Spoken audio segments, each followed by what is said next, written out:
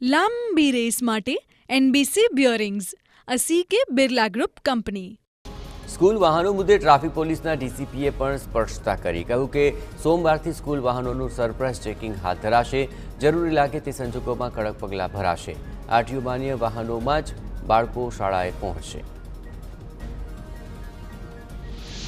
અમદાવાદમાં ગ્રામ્ય વિસ્તારની 600 શાળામાં તપાસ પૂર્ણ. શાળાઓમાં બનાવેલા અનઅધિકૃત શેડ દૂર કરવા લેવાય બાંહેધરી. 7 શાળાઓમાં શેડ અને 1 શાળાની ઓફિસ સીલ થઈ. સ્કૂલોમાં શેડ સીલ કરાયા. જોકે કાલથી શૈક્ષણિક પ્રવૃત્તિ શરૂ કરવા મંજૂરી અપાઈ.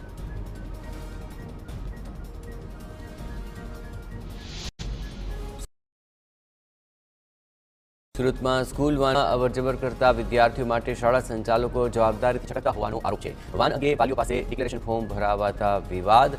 વાનની વિગતો ચકાસવાની જવાબદારી વાલીઓના શિરે નખાય. વાહનના ફિટનેસ સર્ટિફિકેટથી લઈને સીસીટીવી સુધીની વિગતો તપાસ્યા બાદ સંમતિપત્ર શાળાને આપવું પડશે. ધોરણ 11 વિજ્ઞાન પ્રવાહમાં પ્રવેશ અંગે શિક્ષણ વિભાગે મહત્વપૂર્ણ નિર્ણય લીધો છે. ધોરણ 10માં સ્ટાન્ડર્ડ કે બેઝિક ગણિત સાથે ઉત્તીર્ણ વિદ્યાર્થી ધોરણ 11 વિજ્ઞાન પ્રવાહમાં પ્રવેશ મેળવી શકશે.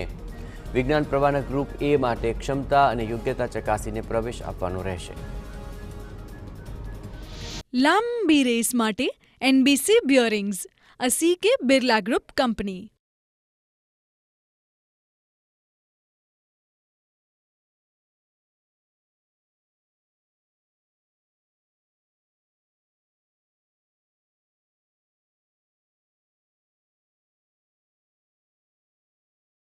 લાંબી રેસ માટે